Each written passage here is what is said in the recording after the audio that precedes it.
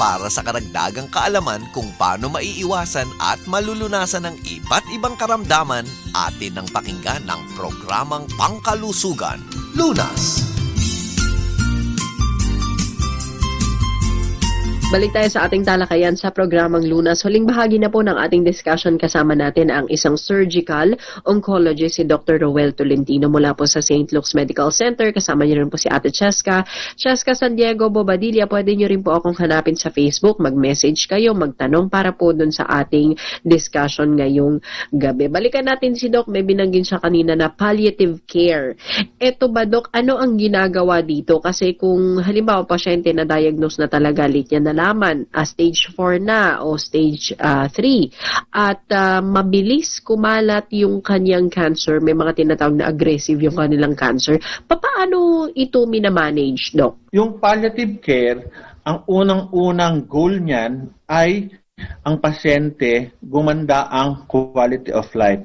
Ano ang ibig sabihin? Kapag may pain, bigyan mo ng pain reliever.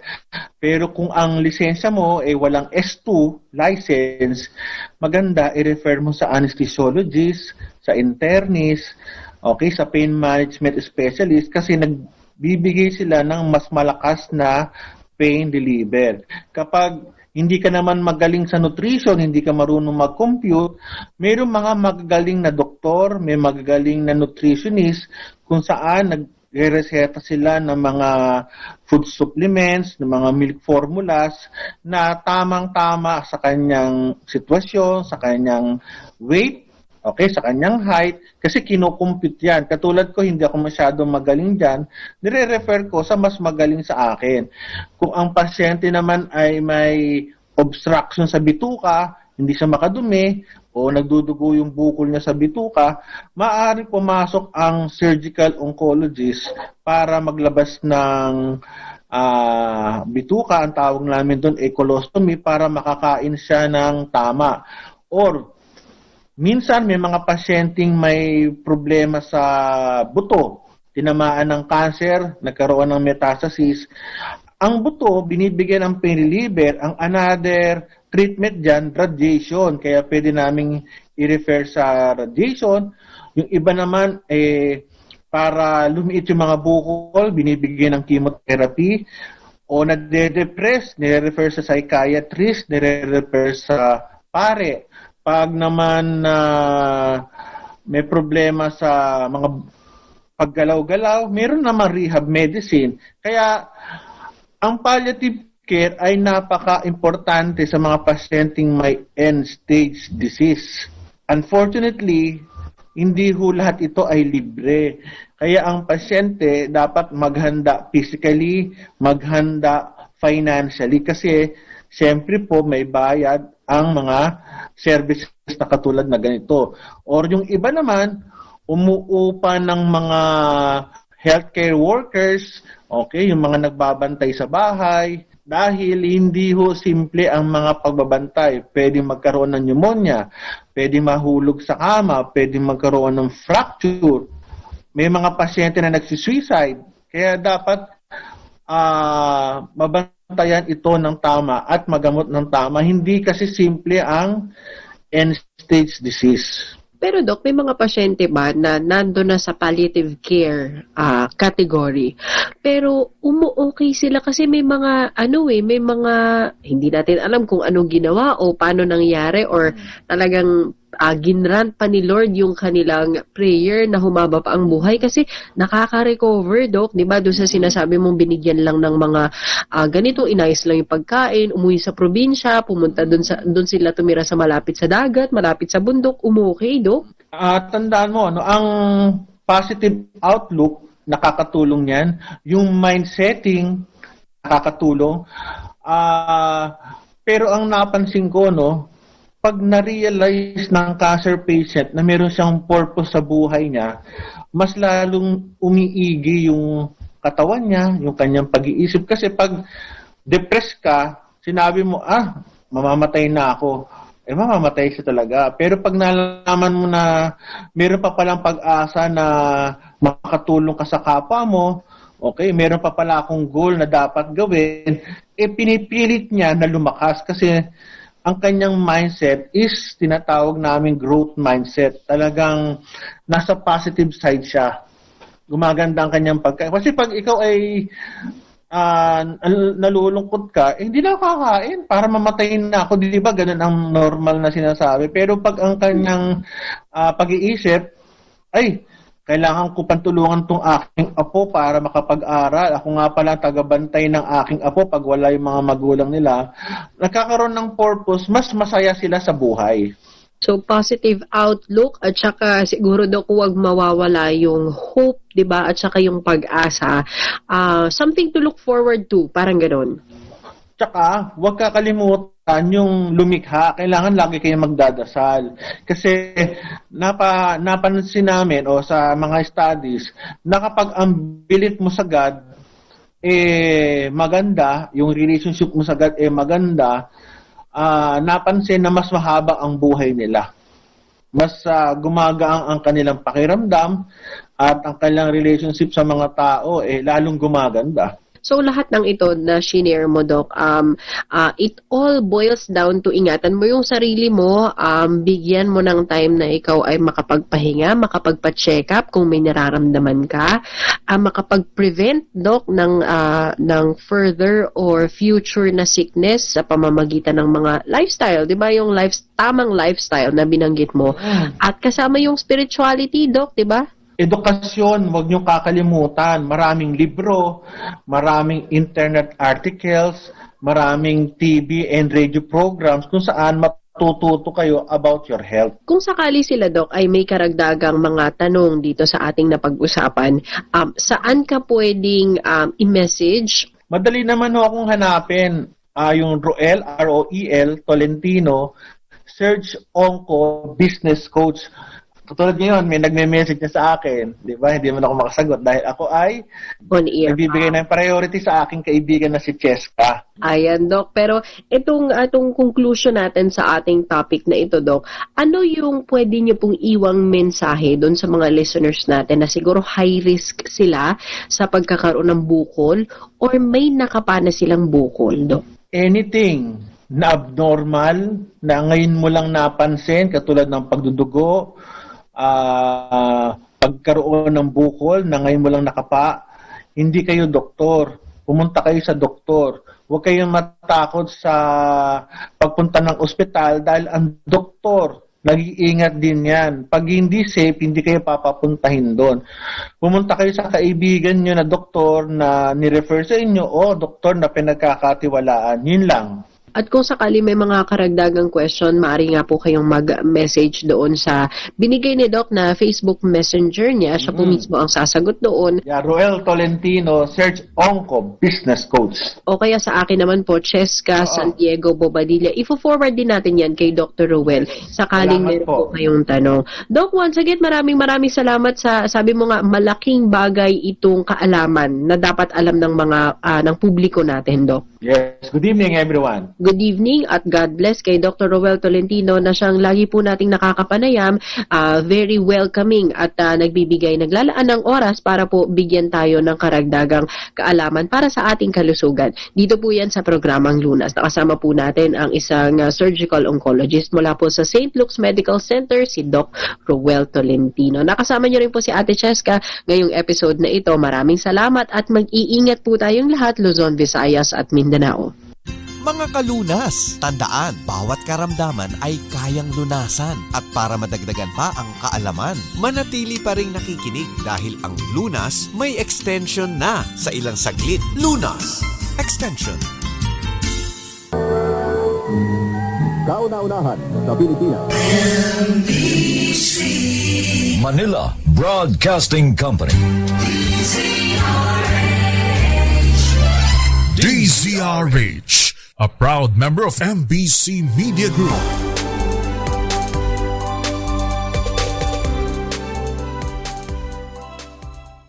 Mga kalunas, dahil sa inyong pagtitiwala, ang Lunas ay may extension na. Lunas Extension. Ang programang ito ay hatid sa inyo ng Makati Medical Center, the hospital with a heart. Last Thursday of the month. Magandang gabi po Luzon, Visayas at Mindanao. Samahan niyo po muli kami for 30 minutes at pag-usapan po natin ang ating kalusugan. Welcome na po sa programang Lunas Extension sa DZRH at RHTV. Makakasama po Eleni Bensal at ngayong gabing ito sasamahan nga rin po tayo ng pinagkakatiwalaang hepatobiliary surgery specialist ng Makati Medical Center. I-welcome po natin Dr. Catherine Esite. Good evening, Doc. Kumusta po? And thank you for joining us tonight. Good evening po. Good evening sa lahat. Good evening, Eleni. And thank you for this opportunity to talk about liver health. Yes, magandang gabi na nga rin po sa mga nakatutok sa atin via YouTube and sa kanilang cable provider at of course sa ating radyo. Ngayon nga po pag-uusapan natin, Doc, liver transplant. Ano nga po ba itong procedure na ito? Gaano kabusisi at metikuloso? Marami nga pong nagtatanong niyan about the liver transplant. Syempre medyo busisi siya, mahaba yung proseso dahil pinag-usapan natin dito ay pagpapalit ng atay. Umpisahan natin dun sa tinatawag nating recipient. Okay. Yung pasyente na nangangailangan ng bagong atay para dun sa kanyang atay na may problema, na may tinatawag nating cirrhosis. Usually yun naman ang indication kapag meron ng cirrhosis, meron ng mga scarring yung atay at hindi na makakope yung pasyente kapag nabigyan na lahat ng lunas, ng medical, medicines, lahat ng pwedeng ibigay, lahat ng pwedeng magawa na hindi kinakailangan ng operasyon ay nagawa na, ngunit hindi pa rin makakope yung liver at patuloy pa rin siyang nasisira or nagkakaroon ng ito yung tinatawag natin cirrhosis. And usually, ang cause naman yan ay very common sa atin, ang hepatitis B or hepatitis C, alcohol, isa din po yan. Pero ngayon, tumataas din ang ating incidence ng tinatawag nating fatty liver. So yun po yung mga most common na sakit sa atay na cause ng cirrhosis at eventually kakailanganin ang liver transplantation. Alright. So yung recipient. Yes. Na-mention nyo nga yung cirrhosis, 'di ba? Ibig sabihin, Doc, damage na yung kanyang atay, hindi na nagfa-function ng maayos. Yan yung mga qualified na mag-undergo ng liver transplant. Pero how about yung mga may liver cancer? Are they also qualified na sumailalim sa ganitong klaseng procedure? Opo, pwede po. Pero marami po tayong criteria dyan. Yung tinatawag nating primary liver cancer na ang pinagmumulan din ay cirrhosis. Yan po ay isa sa mga indications for liver transplant. And meron din criteria. Siyempre, hindi naman po lahat ng liver cancer. Kasi kapag kalat-kalat na, hindi na po yan, hindi na po sila pwede, hindi na sila candidate. So usually, yung mga maliliit lang, so umpisa pa lang, yung tinatawag nating early stage. Kasi yan po yung best solution para sa kanila. Kasi alam mo, pagka meron kang liver cancer, dalawa po yung problema natin. Yung cancer itself at saka yung liver na hindi na maganda. Okay. Na tinatawag nating diseased liver already. It's cirrhotic or merong underlying liver disease. So therefore, kapag ginawa natin yung liver transplant, nabigyan natin ng lunas yung dalawang problema. As long as it's an early stage. Yes. When it comes to age, meron ba tayong restriction dito, Doc, na hanggang for this particular age lamang yung maaaring sumailalim nga po sa liver transplant at mag-donate nga rin po ng liver? Wala naman po tayong age restriction as long as patient is well and healthy. Kaya lang, syempre, once we get to a certain age, mga sakit dumarating na. Di ba?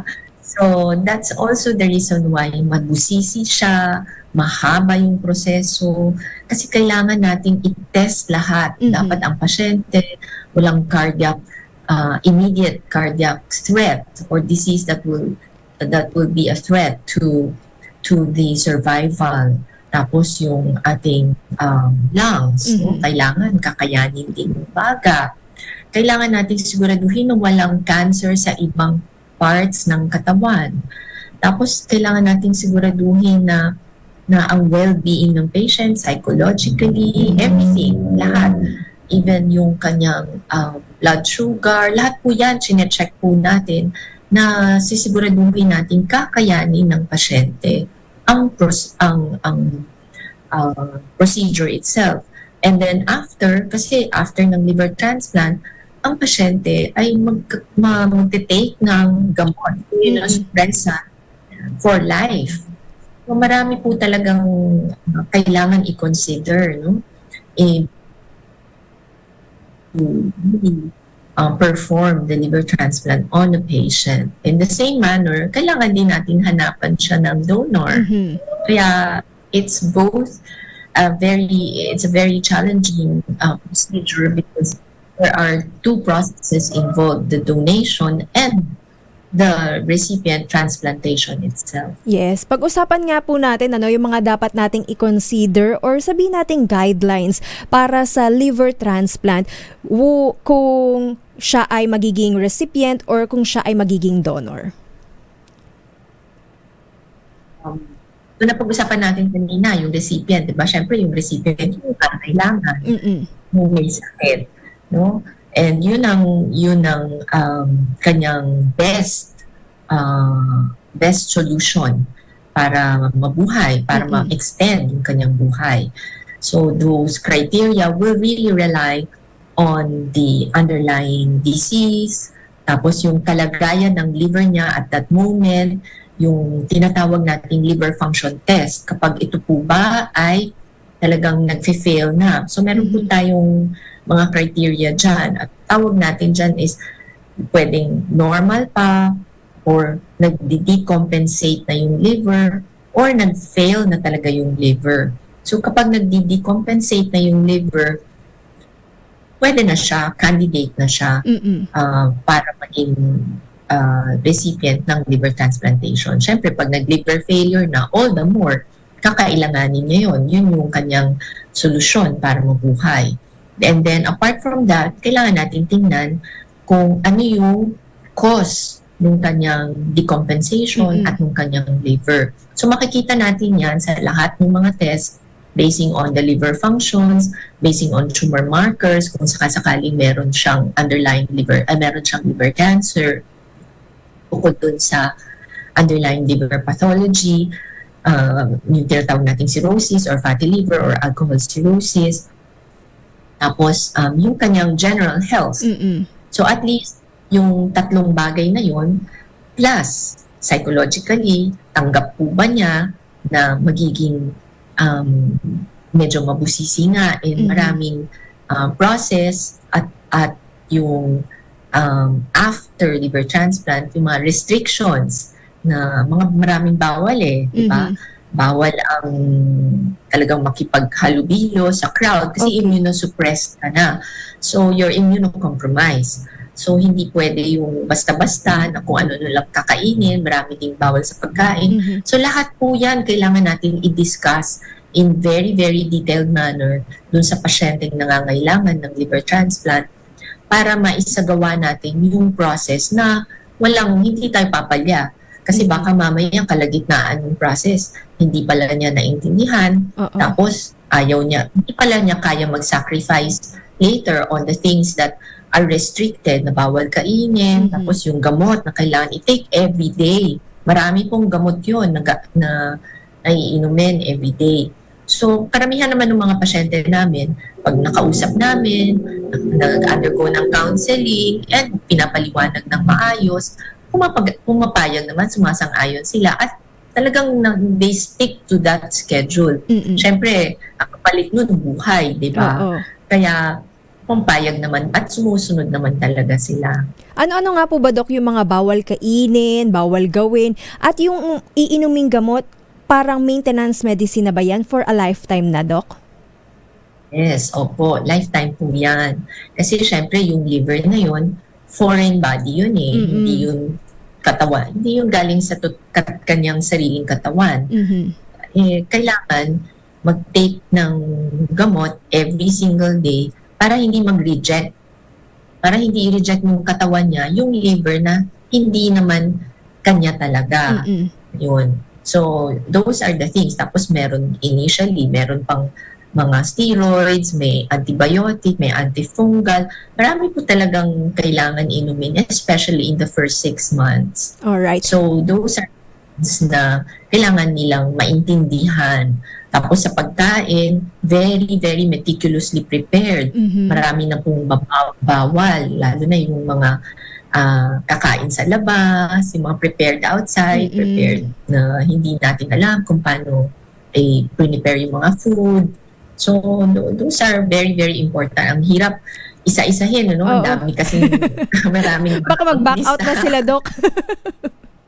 Yun nga, baka matakot naman sila. Oo, pero ito nga yung maganda dito, 'di ba, Doc? Meron tayong pamamaraan para nga po makarecover muli yung kanilang nasirang atay.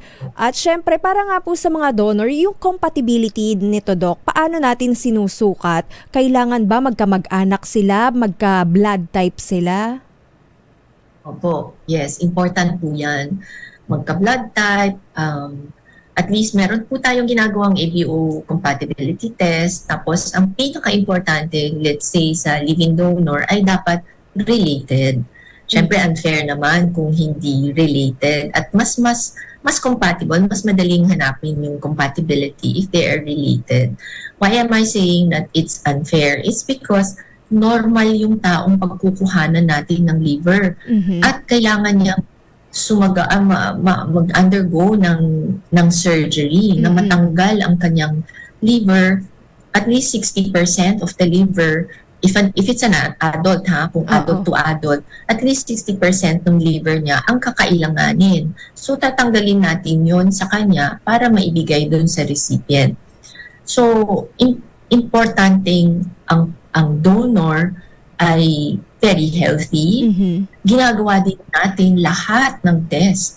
All the necessary tests, katulad ng paggagawa natin ng mga test sa recipient, gagawin din natin sa donor yon. Kasi kailangan ma-check natin kung merong heart disease, lungs, tapos ang kanyang liver ay maganda ba ang function, lahat, viral infectious diseases, kailangan talagang healthy ang ating donor. Hindi rin nagtitake ng drugs, alcohol, tapos yung kanyang psychological, meron din tayong psychological testing. Kasi syempre, we need to make sure na voluntary yung pagbibigay nila. We always consider this as a gift.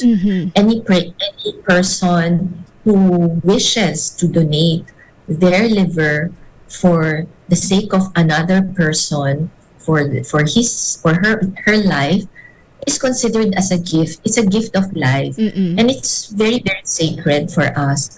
We don't want to force anyone to give his or her liver for someone.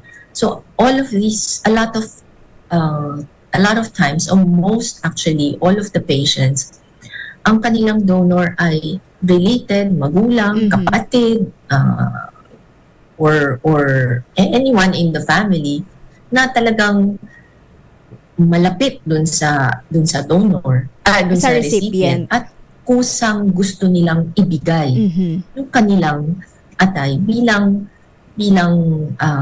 kanilang pagmamahal, bilang isang gift of life nga ang tawag natin. So they have to undergo all of these tests, including all the CT scans, para makita yung liver, yung anatomy, yung mga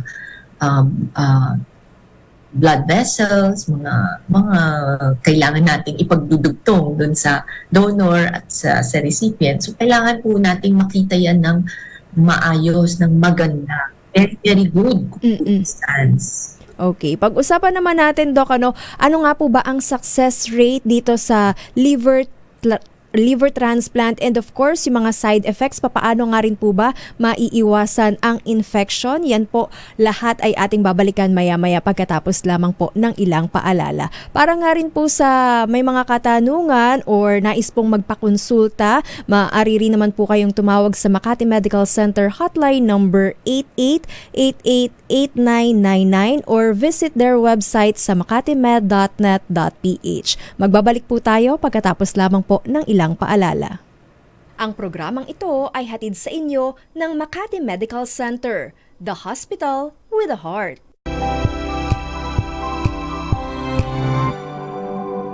Kaalaman at usapang pangkalusugan. Lunas Extension. Ang programang ito ay hatid sa inyo ng Makati Medical Center, the hospital with a heart. Nagbabalik po second part ng ating discussion dito pa rin po sa programang Lunas Extension sa DZRH at RH-TV. Kapartner pa nga rin po natin ang Makati Medical Center, the hospital with a heart. Sa pagpapatuloy nga po ng ating discussion, para sa mga kakatune in rin lamang, pinag-uusapan po natin liver transplant. And gusto ko rin lang kayo i-congratulate, Doc, dahil may nabasa akong report na meron kayong first ever liver transplantation na nangyari o naganap. And based on that report, Doc, ang tagumpay daw ng liver transplant ay nakasalalay sa safety ng donor and quality of the graft. So ano ibig sabihin nito, Doc? Para nga lamang po sa ating mga taga-pakinig at taga-subaybay. Okay, thank you. And since dalawa nga po yung operasyon, di ba? So unang-una, yung quality ng graft, ito yung liver na ilipat natin, ibibigay natin dun sa ating recipient na nangangailangan ng liver. Siyempre, kailangan best quality yun para paglipat sa kanya, function agad at makakatulong sa kanya sa pag-recover para dun sa pangangailangan niya, no? And where is this coming from? Saan nanggagaling itong good quality liver? No? Yung graft means the liver. Galing dun sa ating donor. Okay. Kaya importante, best yung donor natin, na maayos siya, walang sakit, walang no active medical problem. As in, no bisyo And, rin po, Doc? Hindi rin po dapat nang-iinom or occasionally accepted naman po? Occasionally accepted naman, but kadalasan kasi yung pagka madalas, regularly drinking, Yes. medyo kasabay natin yan yung fatty liver Oo. So, ayaw natin ng fatty liver because patients with, people with fatty liver, if it's more than 20%, we do not want to use those livers for our recipients. Kasi medyo alanganin tayo dun sa function, di ba? Tapos 60% lang. Kaya mas preferred natin, it's more like preferred, no? Ibang usapan na yon na kapag ginamit natin yung medyo more fatty na liver, sometimes napipilitang gamitin yon in cases na wala namang gagamit ng liver na yon. So, huwag na muna natin pag-usapan yon. Pero ang ideal kasi is kapag lalo na sa living donor, ang liver natin is the best quality. Kasi at the same time, kapag ang donor ay merong problema sa liver, tapos kinuhanan pa natin ng 60%, paano na lang yung matitira na 40%? Kaya importante yung safety rin ng donor. We make sure and we do everything to safeguard the interest of the donor. Hindi natin basta-bastang operahan o kukuhanan siya ng liver kapag hindi naman siya fit for that particular purpose. No? Yes. So, ang ating donor ay yung safety, hindi lang yung quality ng liver para dun sa pasyente na pinag-uusapan, kung hindi yung sa magdo-donate mismo dapat from beginning till end, yung kanyang surgery is safe, wala siyang, we don't put the patient into any form of harm, the recovery is smooth, easy, and the shortest possible time. So anything that we do for the surgery of the donor should be within that context. Okay. 60% ng liver ang maaaring kunin para dun sa healthy donor natin, Doc. Totoo ba na maaari pang mag-generate yung kanyang liver na i-donate? Opo. Yun naman yung kaya importante, di ba, na maganda rin yung liver niya. Kung sobrang fatty, wala tayong puhunan. Kailangan may puhunan tayo bago mag-grow, di ba? So we make sure that the liver of the donor is healthy para kung ano man yung maiiwan sa kanya, kung 40% lang yung maiiwan sa kanya, mag-regenerate, mag-hypertrophy, lalaki, mag-grow siya para dun sa kanyang pangangailangan naman ng donor. Ngayon, pag adult kasi, 60% ng liver ang kailangan natin. Kung bata naman, kung pediatric yung patient, yung nangangailangan, usually magulang naman yung nagbibigay sa kanilang anak. Hindi naman kailangan ng 60% kasi yung bata, maliit lang. So, minimeasure namin yan. Ilang percent ang kailangan ng recipient, ilang percent yung pwedeng ibigay ng donor. So, meron tayong graft to recipient weight ratio na tinatawag. Kino-compute po natin yan para alam natin yung tamang sukat para dun sa ating liver transplant. Ano naman po yung kinakailangan natin gawin, Doc, para mag-regenerate ng maayos yung liver natin, para nga po sa kapakanan ng mga donor? Well, importante, kumain ng maayos, nutrition. Number 1, very good nutrition, healthy lifestyle. Those are the most important things consider. And syempre, kung umiinom man, we tell the patients not to drink at least 2 months before, kung pwede mag-sacrifice sila in preparation. Ayaw din natin yung nagsasmoke. So these patients will have to restrict themselves from drinking at least 6 to 8 weeks before the surgery and 3 months after the surgery. So meron pong sacrifice yan, malaking sacrifice po para dun sa donor, para gawin po nila yan. Kaya lagi nating sinasabi, ang preferred kailangan natin ay living donor. Kasi usually naman ang kamag-anak natin yung magmamalasakit para sa atin, di ba? Yes. So it's easier that way, and also the compatibility is ensured. And for the patient side, Doc, ano naman po yung kinakailangang bantayan para maiwasan po yung infection? Marami pong bagay yan, no?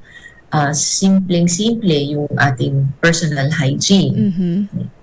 Pangalawa, yung sa pagkain. Iniiwasan natin lahat ng raw food. Lahat ng raw. Kahit nga yung egg, di ba?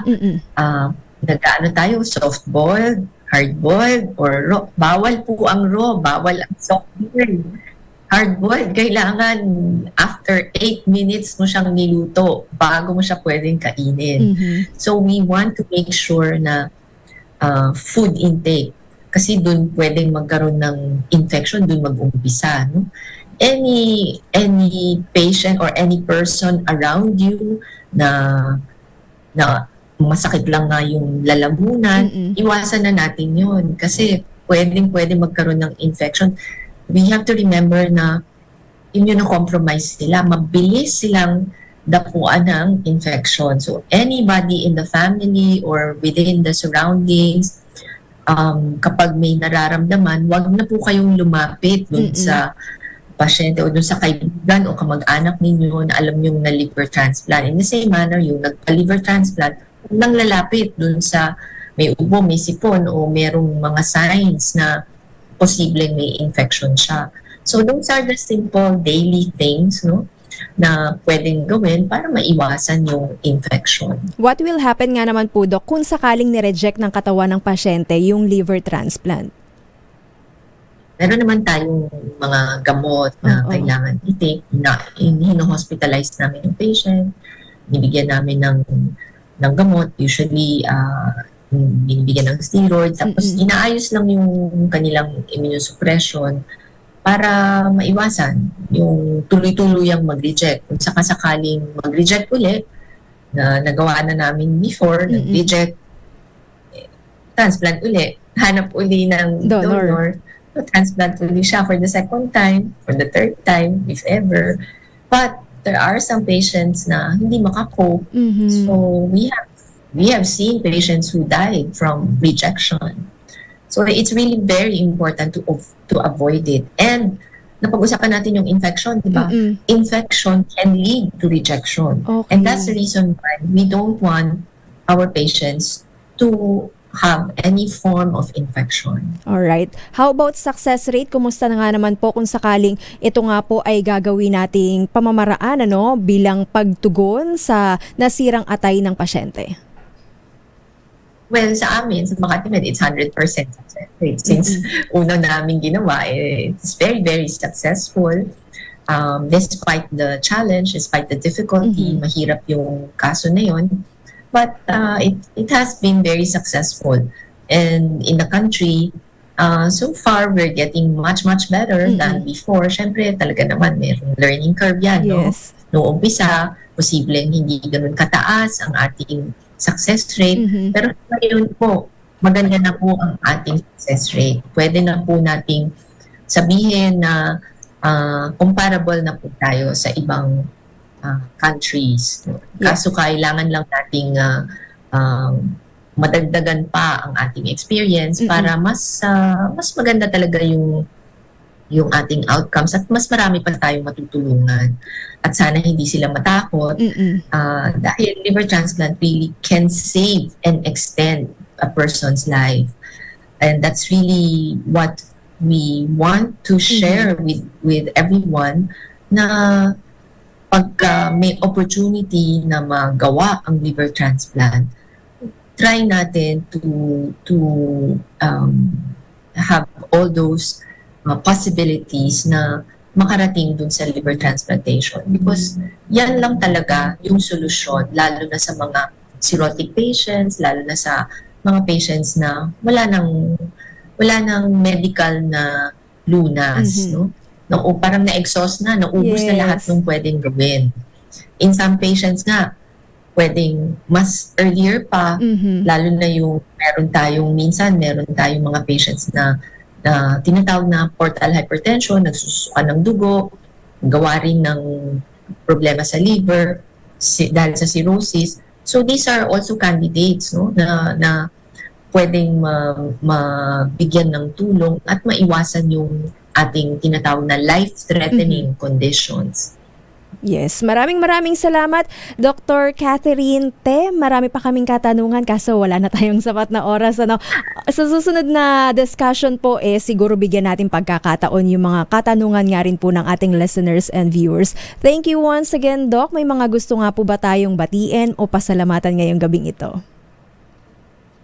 Maraming salamat po unang-una sa ating opportunity for this session para mabigyan ng awareness and education, information ng ating mga listeners, no? Secondly, of course, our liver transplant team, lahat po ng part ng ating liver transplant team sa Makati Med, I'm saying hello to everyone and really thank them for their support. At lahat po sila very committed. Lahat po ng team is very, very well organized and very committed to bring this service to more people who need it. So thank you very much. Of course, to the Makati Med administration, who has been very supportive ever since we started this